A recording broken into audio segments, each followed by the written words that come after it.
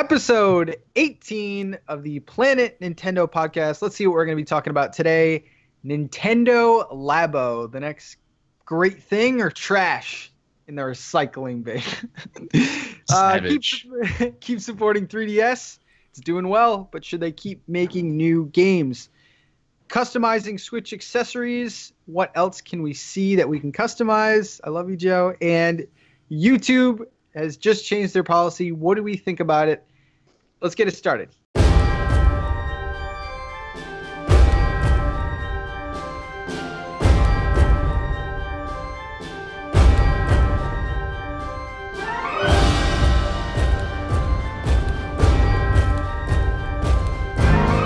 So what up, guys? Welcome to the Planet Nintendo podcast. I am joined, as always, by Bobby, the Nintendo Guru. What's up, man? What is up, man? How you doing? And Joe from Joe After Work. What's up? What up? Before we start, you can listen to us on iTunes, Google Play, wherever you can listen to podcasts. Also, join the Twitter. We will be posting some stuff on there. I know. I gotta post some stuff on there. We're posting polls and stuff. I'd like to do Twitter poll questions again. Yeah. Those are fun. Yeah, they are. Yeah. So what's up, guys? What games are you playing? We'll start with Joe. Oh man, still on the Xenoblade grind for sure. I'm at hour 105, I think. Jesus Christ. Chapter 8. I'm at hopefully the tail end of it. From here on out, I hear it's all story intensive, so I'm waiting for it's been getting like anime episode length cutscenes. I'm not even kidding. It's getting like 15-20 minute markers per cutscene now. It's getting insane. But the story is so good. I'm all invested. I need to make it through. Other than Xenoblade, I got back into Tetris, Puyo Puyo Tetris. Oh god, a couple of people picked it up, so I'm like, all right, I need to get good at this. That way I can get ready and start challenging people. And Monster Hunter World Beta also. I've been rocking that out. Anytime, bro. I'll school you in Tetris. You're not ready for this. You're not ready for this. Bobby, what about you, man? I mean, obviously Splatoon 2. I've been still streaming that and playing that. But Xenoblade as well. And I'm not as far. I think I'm only chapter 3, if I'm not mistaken. But like, I'm starting to like. I went to Next Level Games yesterday and was talking to my boy Nick up there, and he beat the game. He put like 140 hours in. Wow. And he's like, I was doing all the submissions and all that, the side missions and stuff. I'm like, dude, I don't even talk to them people, man. But he was telling me, he's like, once you finish the mercs, he's like, the mercs is good because then you can send them out to go do missions, and then when they come back, they give you XP and stuff. And then when you go to sleep, when you go to an inn and go to sleep, you can rank up and level up and stuff. And I'm like, oh, that's interesting. But the one thing he taught me that I did not know how to do was when you're in the middle of a battle, I did not know how to break my directioning and like get out of the fight and run. Because what'll happen is like I'll go in and I'll be fighting one creature, and then one will like mosey in, and I'm like, okay, I can handle 2. But then the next thing you know, here comes a 3rd and a 4th. And it's like, dude, I can't take on 4 because they're hitting you from all sides, and it's like, and then your team's dead in a couple minutes. So I'm like, how do I stop targeting somebody? I want to run away. And he told me yesterday, I'm like, oh, this will make it easy. Because like I would get like a good distance and then die. And I'm like, this is so frustrating. Yeah, it gets crazy. Yeah, so, it definitely gets crazy. So I'm gonna play some more today. I can't wait. So I made the mistake of creating a new file on Breath of the Wild. Oh Jesus my Christ. So this time I hadn't played the game with any of the DLC. So I started up the game and I'm playing it much different now. Like the first thing that I did was go get the Korok mask. So like I'm running around getting all the seeds. So I'm doing it a lot differently. Like I'm not even doing the story. I'm just like doing dungeons, getting seeds. Dude, that game, incredible, man. That game is good. So good. I'm thinking about. I'd like to restart again too, but if I restart again, I want to stream it. I just want to play it and stream it and go from the beginning and go through. I'm not messing with hard master mode. Like they can keep that garbage. But yeah, I just the normal. Yeah, but the other stuff I'm all about. Is the infinite run thing still there, where if you whistle and hold down on the D-pad, still a thing? What? What is that? You whistle. So you whistle. I forget how it works, but if you move with the stick, you keep pressing the whistle button and the stamina button. He whistles, but you're still running, and it doesn't use up the run. That was like a speedrunner trick. Yeah. What? Yeah, I don't know if they took it out though. They probably did. No, Nintendo. Yeah. They probably were like, no, we're gonna fix this one. But I could see people speed running in Odyssey, but like Breath of the Wild, come on, man. Yeah, you need to like. It's open to speed run because you can go right to Ganon right from the beginning. You know what I mean? Yeah. The world record is like somewhere under 50 minutes or something like that. I do it in 45 minutes. It's crazy. And I was crazy. I was floored.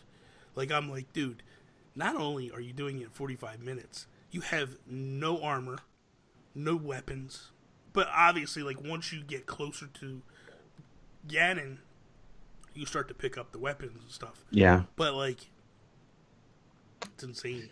It's insane. But you need to do those 4 trials, though, in the beginning, right? 3. That's 3. what... Isn't it 3 or 4? Whatever it is. Yeah, you have to do whatever you do to get off the Great Plateau. Mm-hmm. Then once they get off the Great Plateau, they're beeline right to Ganon. Yeah. And then it's crazy. You have to fight all 4 of the Divine Beast Ganons, plus the 2 or whatever that were there. I'm like, these guys are nuts. Insane, dude. Insane. Bobby, did you pick up the Joy-Cons? The new ones? I did. You got your complete set? Yo. No. I don't have... Well, I have this. Oh, man. Nice. So Tony has the opposite ones. Oh, okay. So I told her I was going to give her the pink, and I would take the green. So dude, the green looks so good. I want to get one blue Joy-Con, and then have blue and green. Ooh. Yeah, that'd be nice. I still think that there's gonna be some direct or something that's gonna announce some new ones, but I'm definitely gonna get the Splatoon ones. They're nice, man. They really are nice. So, guys, we are divided on something. The Nintendo Labo, which came out of nowhere. Like, I know, Bobby, you were streaming, and you just started this stream, and I was like, what is going to happen right now? And then they dropped this trailer. I can't tell if this is genius or disgusting. So, Bobby, I know your thoughts on this a little bit. Joe, why don't you start us off? Kind of go over, like, I mean, most of the people know what this is, but like, general thoughts to kind of fill in for the general consensus here. Nintendo Labo is basically these build it yourself, these DIY kits. There's 2 separate packs, Variety and the Robot Kit, and the Variety pack has all these different. I think about 8 different models that you can build out of cardboard. And you put them all together. It comes with the software as well, so you put that in your Switch. The game itself gives you the directions on how to build each unit, which is pretty nice. So it's like a step-by-step guide before you actually can like play the game, I guess, or either the instructions are separate, but it actually shows you like how to form the pieces together, which is kind of nice. Yeah. And then you use these as part of they're called Toy Cons, which the naming of it is pretty genius. That is the best part of it. You either can put them on your Joy-Con grip pad, or you're putting them as part of this whole big set. Like the first one that you see is the piano, the little keyboard that looks kind of like a typewriter or like a old school Moog synth without all the cables coming out, which I was just like, that's what sold me on it. I was like, damn it, I'm gonna spend like what, $100 on this thing, which I'll get into the price in a second. But the ideas and the models are really cool, and it's geared towards kids. Cardboard might not be the best thing in my personal opinion. I feel like those things might break over a weekend if the kid's reckless, but the idea and the concept behind it is pretty cool. They've got like this fishing pole thing. They have this dove thing that like flaps around. Yep. The robot kit, which is separate, looks really awesome. Like if I had this as a kid, I was like, first off, yes, I would be that kid that destroys it over the weekend. But it's awesome. It's like got this backpack. You're moving around with the things, and they showed some cool stuff too. Like, is that camera in any of the packs, or is that just kind of like? And that's what I'm not sure about. It's like they showed stuff that's not ready yet. Like they showed the camera. I thought the chicken isn't. They're not doing that one. It didn't look like it was in that pack. No. It looked like very minimal basic stuff, but the keyboard should be in that pack. The piano's in and there. Like the piano's in there. The RC cars. There was something else too. Oh, yeah, you guys vibrating thing for the There's a whole website. You guys can see like high quality images of it. You can see pricing. Joe, what are the prices on these? Yeah, $69.99 and $79.99 US. Which the price I'm not a big fan of, but it does include the software. And say what you will about, the actual what it's made out of. You don't have to use those. You can probably get your own materials and make it even better for cheaper, and just probably, I'd imagine. So here's the thing that I was like arguing over in my head about the game itself. You're probably going to be able to buy this digitally, I'd imagine, from the eShop. Just buy it digitally. If you're gonna complain about the pricing of this, or just look at it from from a budget perspective. There you go, for lack of better words, and get the materials elsewhere and make it your own. Mm-hmm. If you're that interested in it, but don't want to pay that much for the additional cardboard that it comes with, it's not the end of the world. I guarantee you, by the end of day one, these kits will have printouts online somewhere you can find. Yeah. And just make the damn things yourself and make it even cooler. The customization, like the custom community with all these amiibos and everything, I guarantee this is going to get crazy with that community. Oh yeah. once this thing is out. That house will be an Animal Crossing house. Like there'll be a lot of exactly. And for kids, it's cool. This is like on the higher end, I feel like, for toys. Like, yes, there's a lot of these crazy DIY things, arts and crafty things. I don't recall them ever being that crazy expensive for them. So for parents, I don't think it's expensive. I think it's not crazy expensive, but I mean, it's up there. You're getting games. Right, so you're getting software. Like, my thing was like, you look at 1-2 Switch, right? So 1-2 Switch was multiple games. That was a top $60 game. That wasn't a budget title. $60 game, which should have been bundled. But that's neither here nor there at this point. But when you look at it and you go like, okay, here's the variety pack, and it comes with a game, and then it also comes with all the cardboard.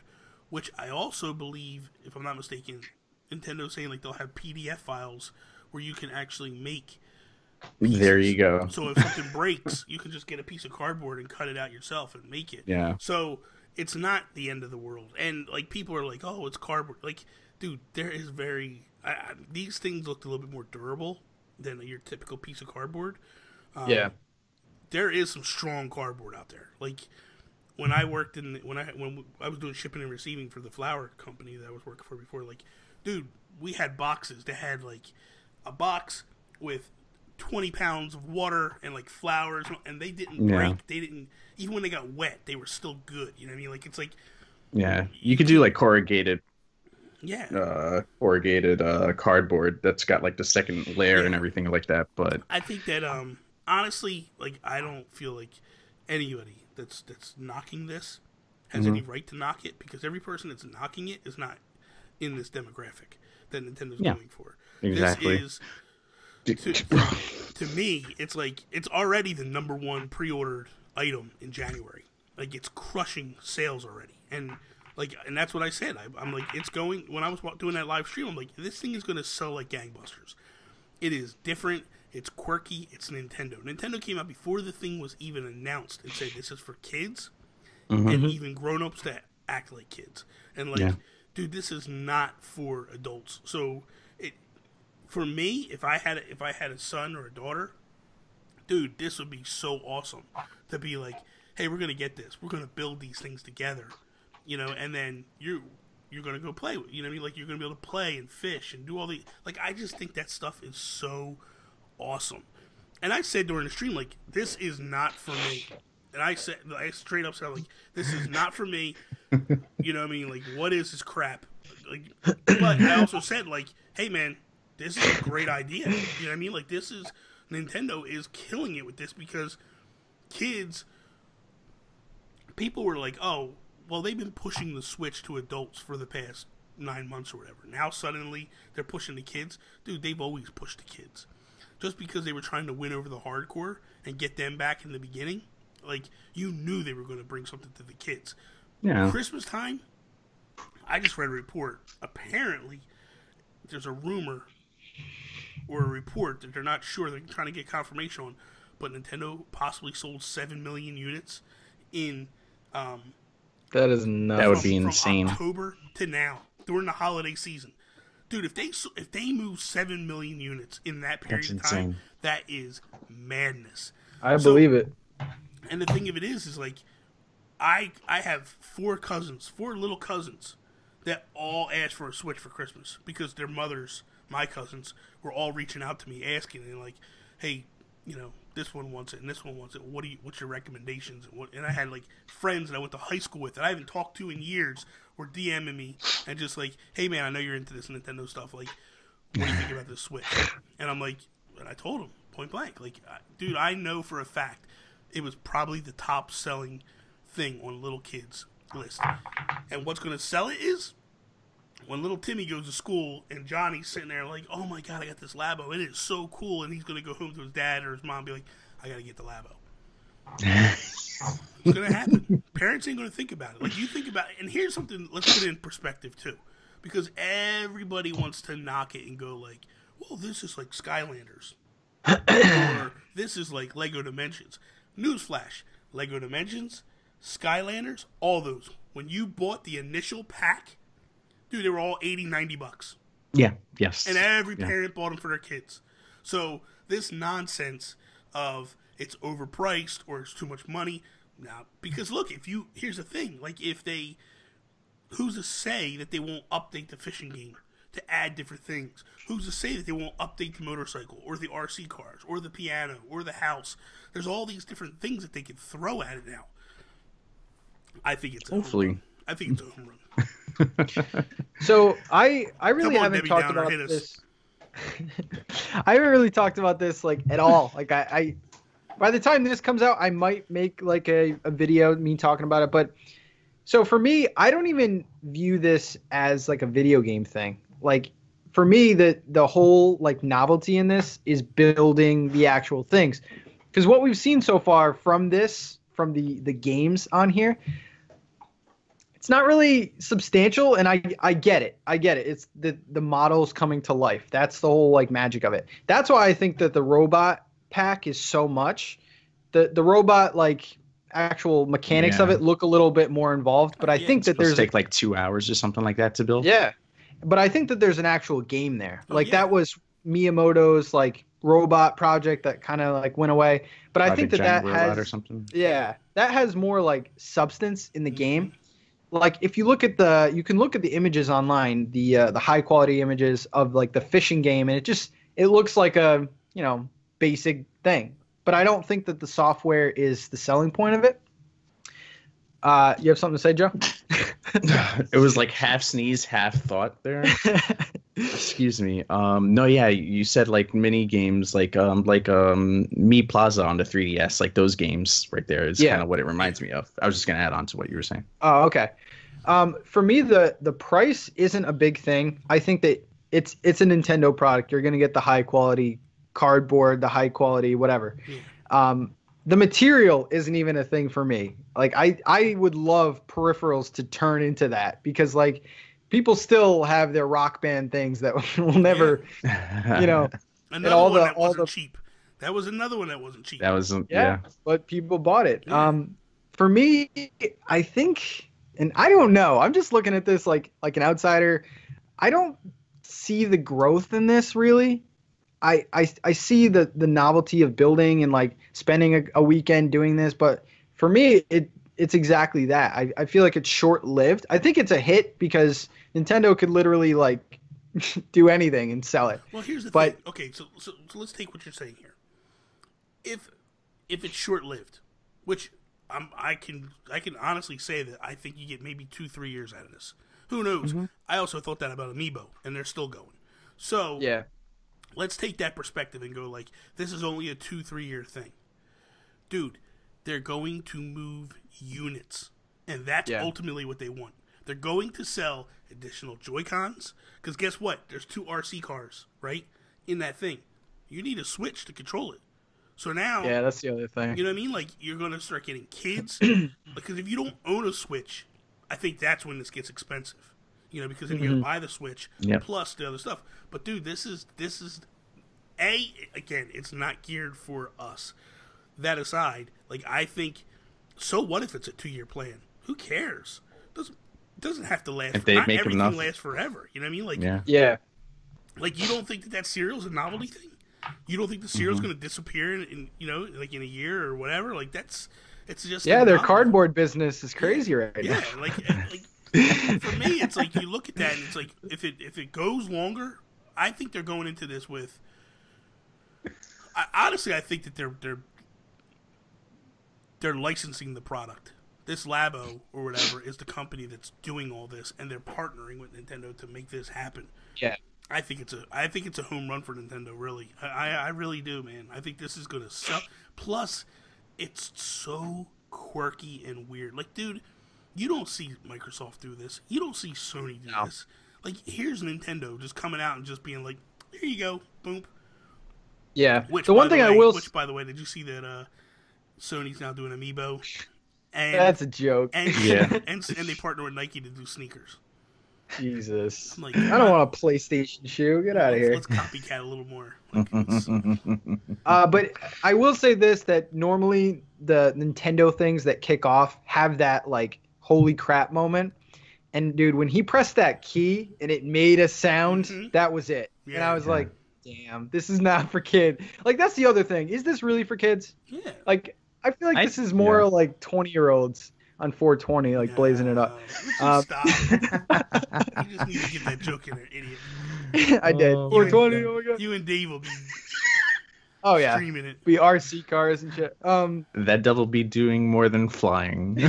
And the other thing, like, I think the main purpose of this is for like customer acquisition, like them focusing more on the younger audience.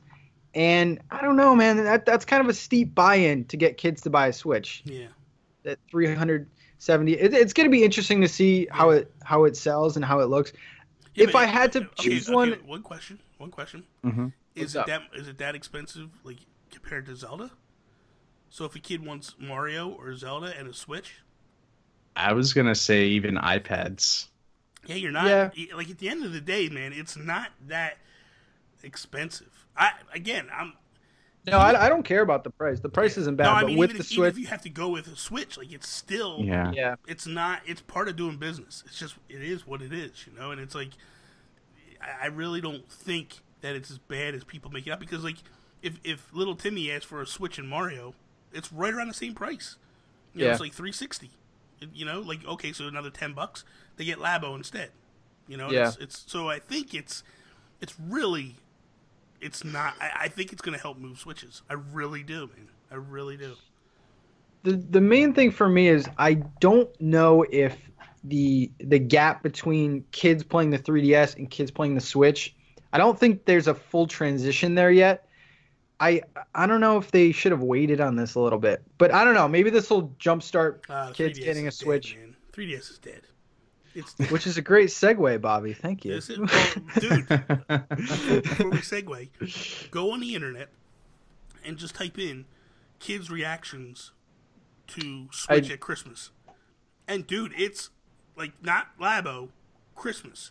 Yeah. And they're all getting Switches for Christmas, and they're all freaking out, man. It's like, and it's all little kids. So it's crazy to see how many little kids got it for Christmas, so.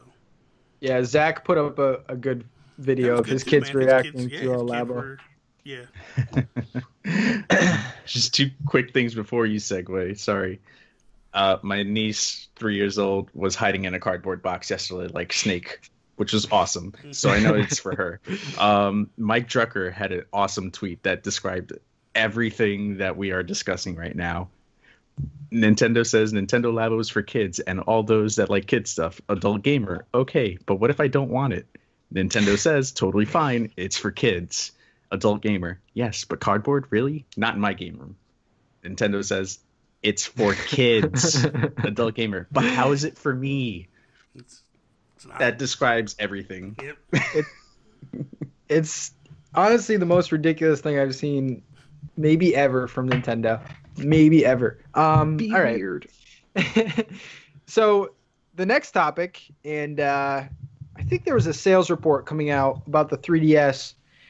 It's still like the 4th best selling console right now. And I think it's doing the best it's done since 2014. I forget where I saw that, but I saw that.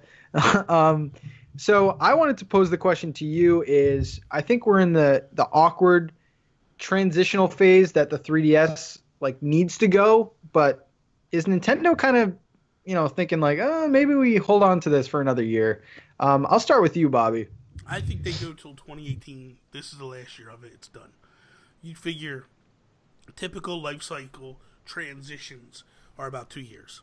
When the Wii U, obviously, that swapped out very quickly, but you go Wii U, Wii, like the Wii was still around for a while. Like they're still making games on the Wii. Like what is it? Just Dance just came out for the Just Wii. Dance, yep. So when you look at that stuff, I don't think I don't think this is a big thing. I don't think people should freak out as much as they are. But I also feel like if Nintendo wants to move 20 million units next year, they need to abandon the 3DS. They need to get away from it and funnel everybody into a Switch. Because right now, you're giving them 2 options. And obviously, if someone wants to get Nintendo games, they would go to the cheaper option, which the library on the 3DS is phenomenal. So if you didn't play those games, like, dude, you're getting into a great time because you get a relatively cheap 2DS XL. And I think that's what's selling. I think the 2DSs are selling. And that's where those numbers are coming from.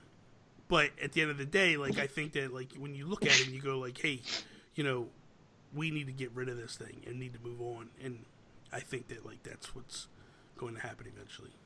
But I think by 2019, I think it's done. But Bobby, there's 80 million people that have a 3DS. Oh my god! It's Kirby Battle Royale, Bobby. Here's the thing.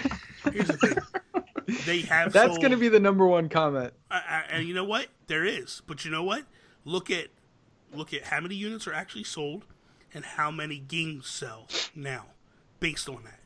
Dude, Metroid didn't do anything. Anything. I had people telling me and arguing with me like, "Oh, it sold well. 800,000 units is not good. That attach rate is less than 1%. Yeah. That is horrible. Like that, no. Like you look at what Breath of the Wild did for the Switch, and then you look at what Metroid did with the 3DS. Like it was trash. It did not sell at all. So that whole thing, it doesn't hold water. Because here's the thing. That 3DS family is 3DS, 2DS, 2DS XL, 3DS XL, new 3DS, new 3DS, triple new 3DS, like kiss my ass, new 3DS. Like it's 1DS. Like it's just all these different things that they just pile on top, And it's like it's and not only that, like newsflash, I have like 5 or 6, 7 or 8, whatever. Sean Capri has 12.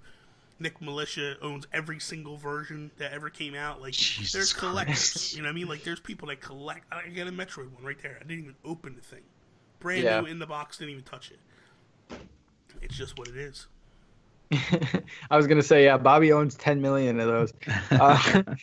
But Joe, let me pose this to you because there's obviously because I was talking to someone at work and they were like, "Oh, what should I get my kids, a Switch or a 3DS?" And I'm going to say Switch, but they ended up going with the 2DS because lower price. If you get rid of the 3DS, there's now a $300 buy-in to play Nintendo games if you're a kid. What do they do about that? I think that's the main thing. They need something in the middle, and that's the only reason I can see the 2DS, 3DS line going past 2018, I'm with Bobby in terms of like, okay, they're gonna bring this to the backyard and shoot it in the back at the end of this year. But because of that very mindset that I have, and knowing how Nintendo is, they'll drive this thing into 2019 somehow. They will find a way, and they'll send all the Kirby's. It's what they do.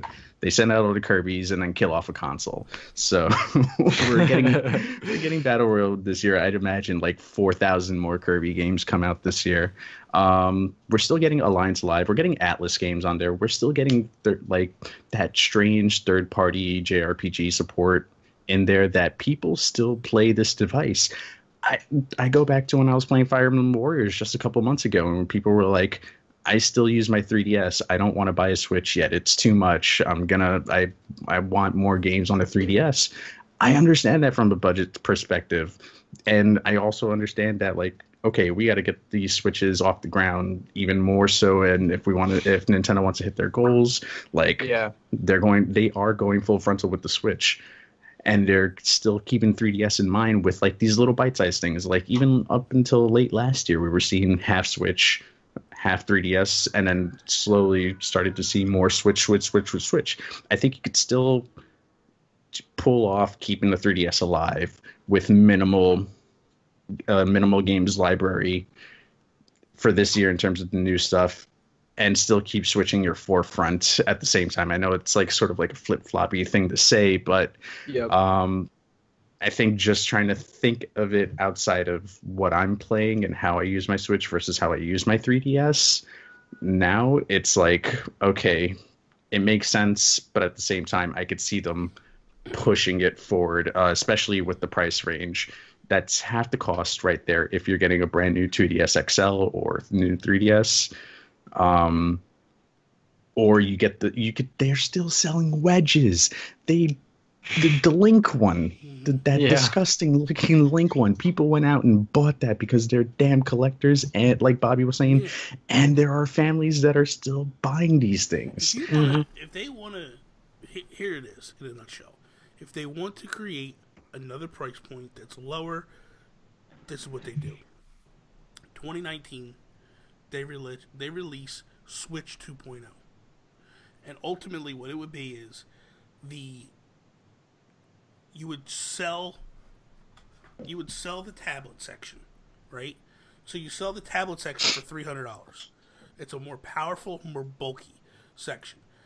Then you also sell a whole complete package for, whatever, for $400 or whatever it is, right? Then what you do is you take these old ones and you sell them for $200. And this is like Switch 1.0. Treat it like an iPhone. You know what I mean? Like when Apple puts out a new iPhone, the last year's model goes cheaper.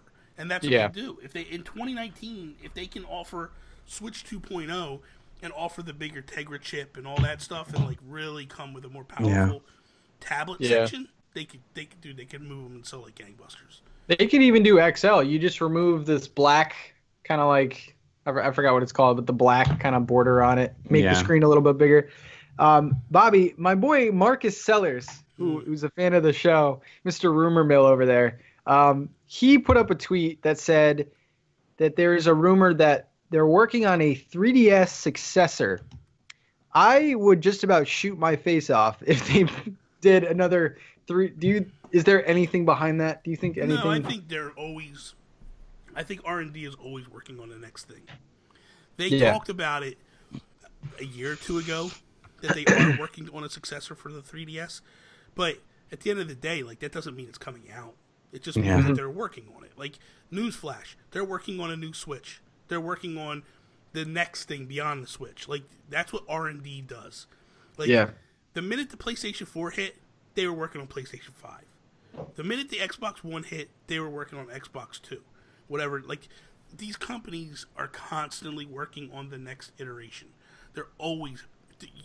If anybody thinks that when Iwata talked about Project NX that first time during the mobile conference when they were partnering with DNA, if anybody thinks that that's the first time that they even talked about NX within the company, you're wrong. They're constantly, the minute the Wii U hit the store shelves, they were working on the next thing. It's just what these companies do. So for me, like, I don't think we see this anytime soon. If the Switch stalled out the gates, then yeah, we would have seen something right away. But I think Nintendo looks at what they're doing, and they're going, we need to focus now more on what we're doing over here with the Switch than we are on... They can't afford to launch a new console right now. Yeah, that's crazy. They can even do something as crazy as, and I did a video about this like around Switch on times, where I broke down the pricing, the actual retail pricing of the Switch compared to the full price of the console. You can sell that handheld alone for about $150 to $170. Mm-hmm. If my math still stands corrected in my head, the way I had broken it down was just like what they're selling it for retail. Without the Joy-Cons are, I think the tablet alone came out to be $110. So yeah, like $200 close to it. The Joy-Cons are about $80, and if I had done the math right after I'd broken up everything, the tablet itself was about $110, $115. You could sell it for $200, and just the tablet alone as like, hey, here's a version. It comes with the charger. Sell the charger at a loss or something like that, you know, which I know is not a Nintendo thing to do, but considering how much everything else is selling like gangbusters, or do what they're doing with 3DSs, give you the Switch, buy the charger separately or whatever. Mm-hmm. There you go. You have a cheaper solution towards that entire setup. Yep. Yeah. I mean, go get a 3DS, guys. Library is fantastic. Okay, Joe, your topic.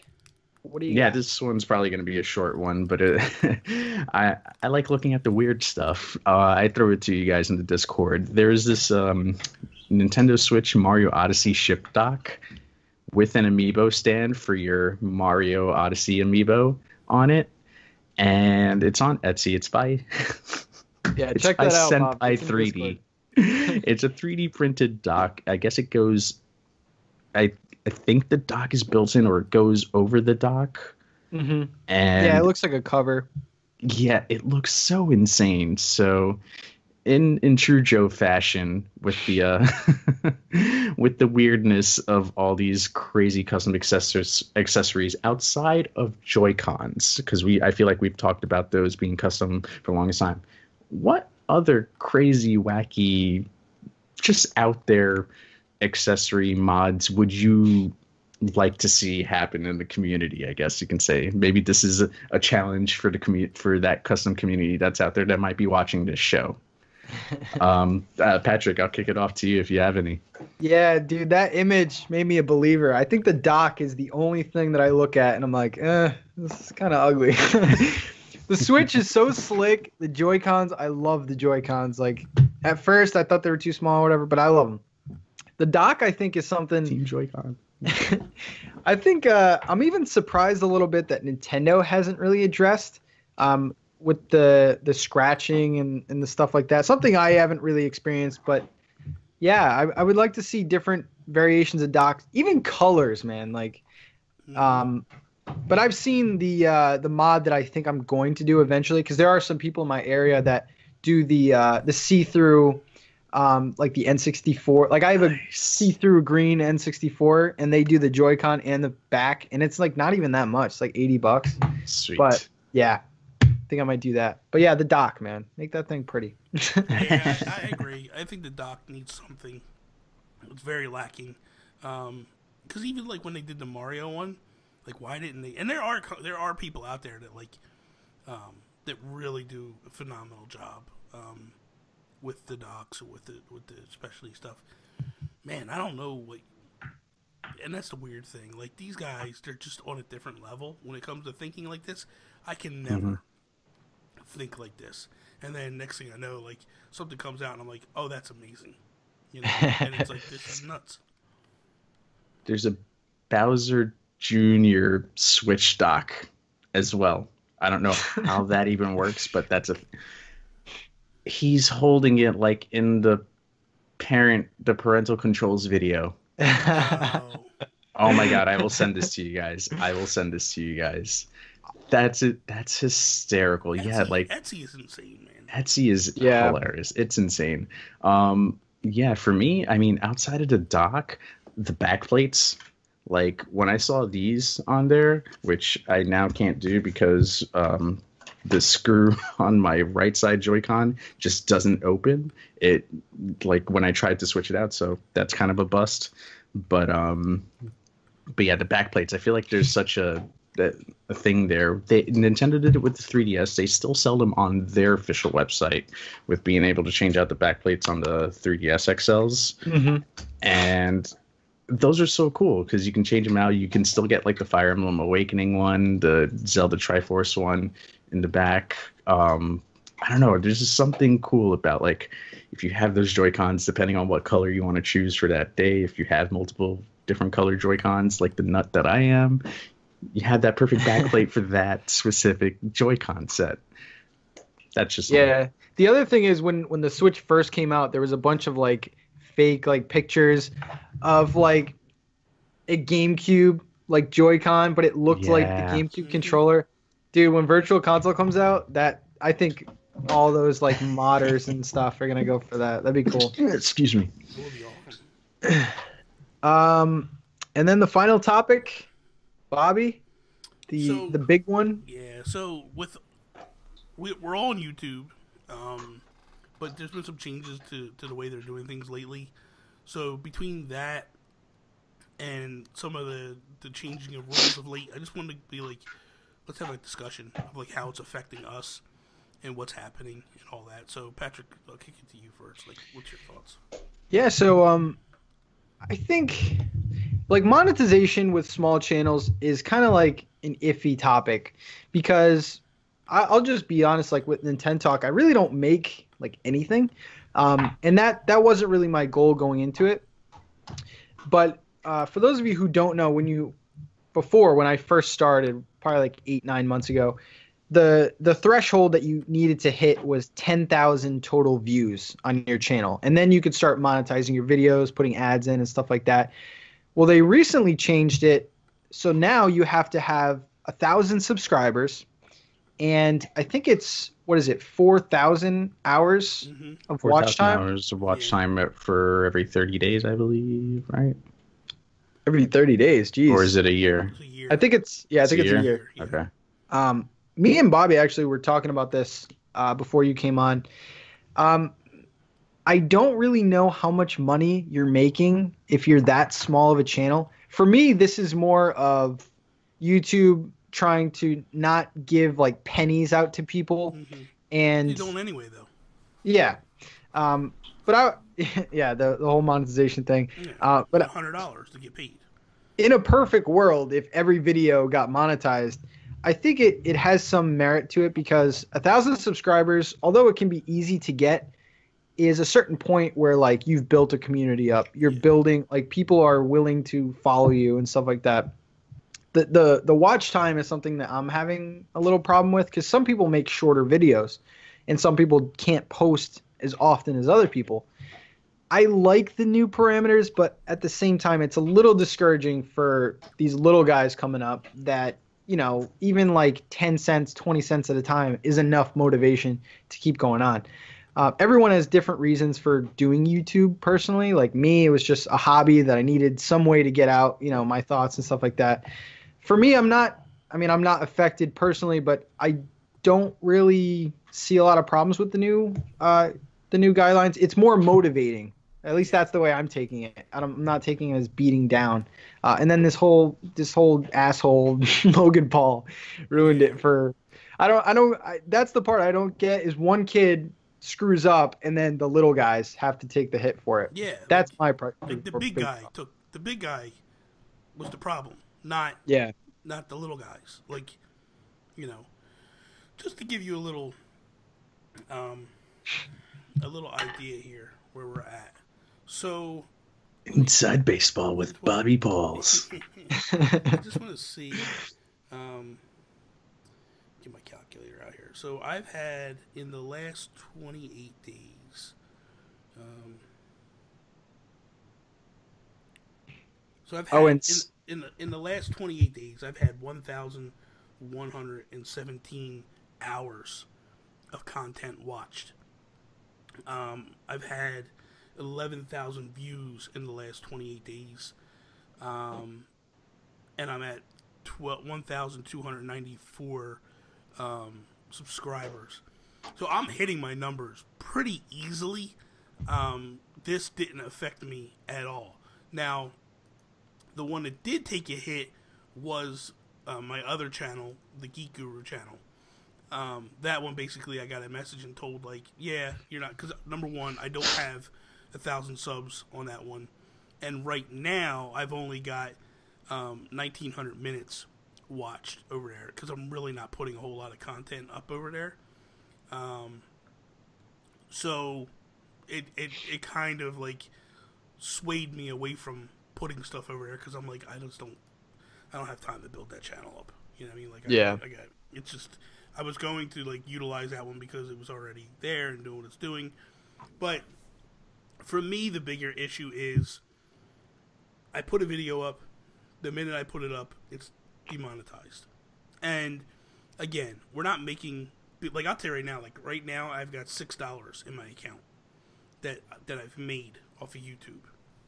But I haven't got paid by that yet. It's just $6 that my account has made in the last 30 days. So that said, where the issue comes in is if I put a video up and that video pulls 300 views, 400, we'll say 400 views for argument's sake. Let's say that video gets 400 views, right? I'm technically not allowed to ask for a manual review until it's been over 1,000. Now, I've just been doing them, and some get clicked off right away, and some just sit there for days. Yep. Now, here's the problem. If that money is not retroactive, so if that thing stays demonetized for a day, 2 days, right, and that video caps out at 500 views, and 100 of those views are actually like monetizable because that's when they've clicked it off. So I've lost 400 views off of my money, and that's not fair. That's not fair at all, and it's a slap in the face. Like yesterday, I got mad because I did an unboxing, a live streaming unboxing, where all I did was open a package and showed off some shirts that I had. It was something new I was trying to do, rather than producing like an edited, filmed, produced like segment of an unboxing. I thought, why not do it live? This way people are there. If they got questions, they can ask me immediately. It's not a matter of like, let's go do this or that. And then ultimately, like, that gets demonetized right away. And it's like, why? So I was mad, and I sent a tweet out to YouTube, and they were like, oh, just change the title. Number one, didn't work at all. Number two, why should I have to change my stuff? Because your algorithm screwed up. Like, yeah. And then the other thing was, so I was streaming Splatoon 2 the other night, Friday night, and I was like, well, I'm not going to get the money off of this video anyway, because Nintendo's going to claim it. So I'm just going to play music during the stream and just have a good time with it. Because my idea was like, well, if I'm just having a good time and people are coming and watching the stream, even if they watch it later. I see where this is going. Yeah, and they're like, they just see me dancing or singing or rapping or doing all the different stupid, crazy things I was doing. Then Turn down for what? Yeah. Then at that point,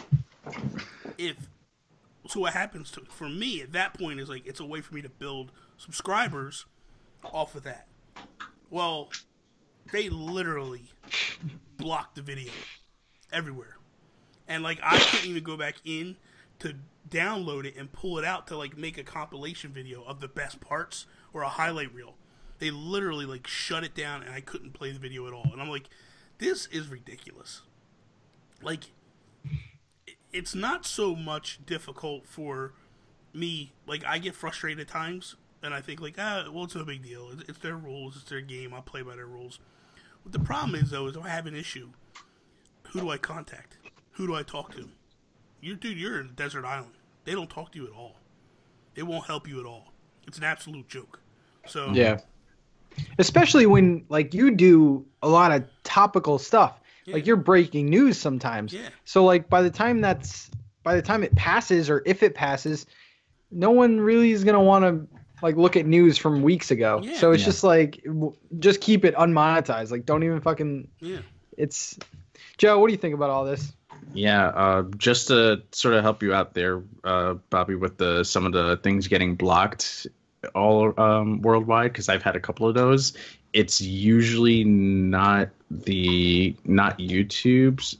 It's usually the artist. If you're playing music, certain artist songs will be blocked worldwide. I had a Just Dance video. That's fine. That I had done. Let me pause you for 1 second. That's fine. Yeah. I did the same thing on Twitch. Twitch muted the section. Yes, Twitch does mute. Twitch treats it differently. That's the thing. That's all you got to do. Just mute it and no big deal. And that's the weird. That's one of those things that I like about Twitch over YouTube when it comes to streaming. That's why it's my preferred platform. Is things like that, because you can then just, okay, if you still want to export it over, it'll give you all the audio and it won't mute it, but you stand those chances of it being copyright claimed. Twitch, on the other hand, since they don't have some of those functionalities that YouTube works with, they understand how the Twitch streamer. Yeah, exactly. Yeah, Twitch, will go that route to avoid, people going down their necks for copyright claims. Like, hey, I want to make money off that. This dude is making tips off this stream. He's got like X amount of viewers on here, and he's making. Look at this guy get like the $100 donation. Blah blah blah blah. Where's my money for that, for playing music in the background? Meanwhile, they're not thinking about, like, and again, that, say what you will about music in the background.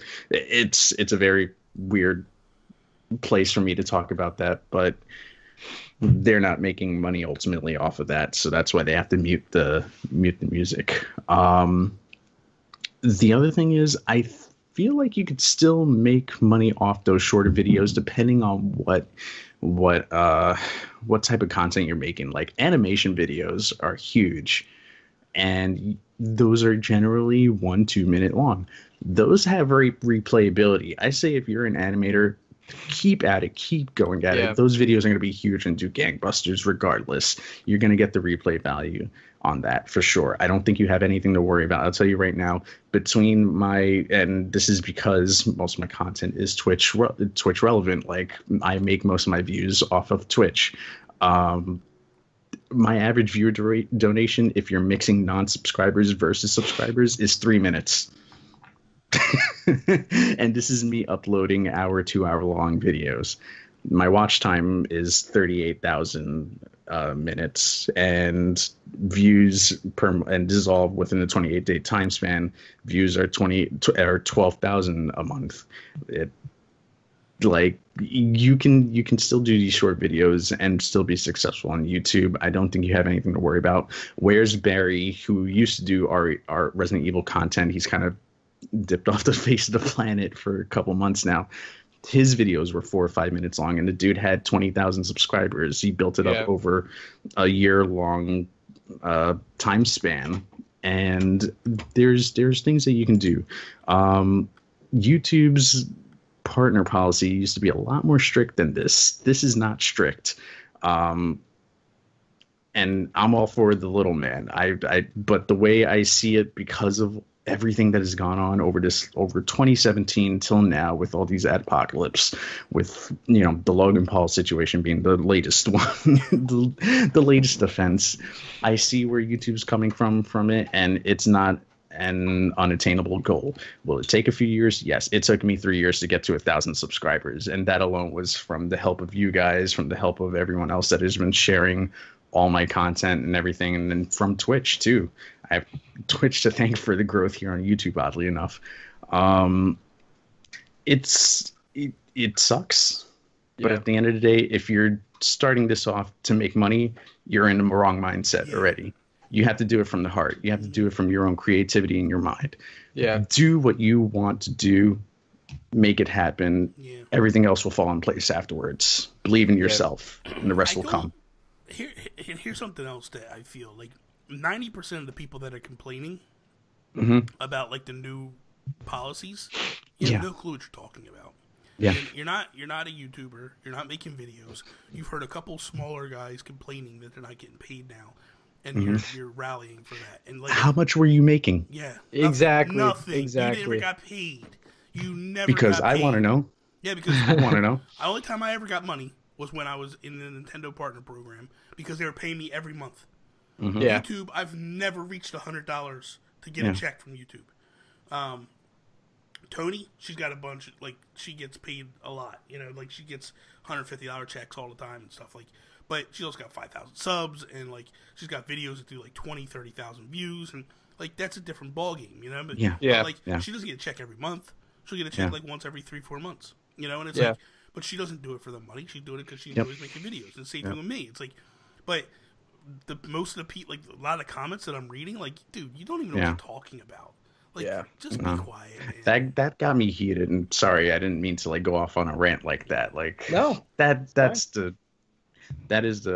censoring myself. That bothers me. Is when people say crap like that. It's like, dude, what happened to just making videos and friggin' doing what you love to do? That's where what they're trying to do. Again, it sucks that smaller YouTube channels are being punished. Yeah. Because a guy that has 15 million views or 15 million subscribers was a jack off and did something a little screwed up. But at the same time, like, dude made a mistake. Yeah. It is what it is. You know what I mean? Like, I don't think that, like, it's that big a deal what he did. You know, it sucks. It's stupid. Lackadaisical. But he's like 20 years old. Like, dude, if you went back at me and looked at the stuff I did when I was 20, every person, you go back and look at your life when you were 20 years old, the stupid stuff you did. Only difference was you don't have a camera in front of you and you're not posting it for everybody to see. Yeah. And that's all it is. Like, even the stuff where, like, he'd run around Japan doing stupid stuff, like, dude, I could tell you stuff me and my boys did when we were kids that, like... Yeah. You might not want to. No, I know, but apparently, like, fried and stuff. It's like, it's just... This is what happens when you're in a world where everyone has a camera and everyone has a platform to speak on. Mm-hmm. Yeah. And just kind of like a final thing, because I watch a lot of people, like, I would say probably like half the people I watch on YouTube actually have less than 1,000 subscribers. I just never want it to become like all these, I just don't want people to give up really on doing this. Like Joe said, like, if you're doing it for money, like you're already, I mean, if you're big and you're doing this as a full-time job, okay. But like, I wouldn't take this as kind of like YouTube doing anything personal. Like, keep making videos. The people that are going to give up are going to be like slowly weeded out. And then the thing of it is if you look at every big YouTuber right now, not a single one is an overnight success. None of them. Yeah. No. None of them. Every single YouTuber took years to get what they were. Like, people look at Jake Paul and Logan Paul, right? And they go like, oh my God, they got like 15 million and 9 million. Yeah, they also had YouTube channels when they were little kids. You know, you look at Philip DeFranco. He also had a YouTube channel before. PewDiePie took 8 years to get to where he is. Like, all these big YouTubers, it takes them years. Like, I couldn't tell you how many times, like, when you talk to people, they're like, oh, this is my second channel. Or, yeah, it took me years to get to this point. Like, it's not overnight. Like, ultimately, for me, I look at it and I go, man, would I like this to be my full-time job? Absolutely. Is it right now? No. Can it be one day? Yes, it can.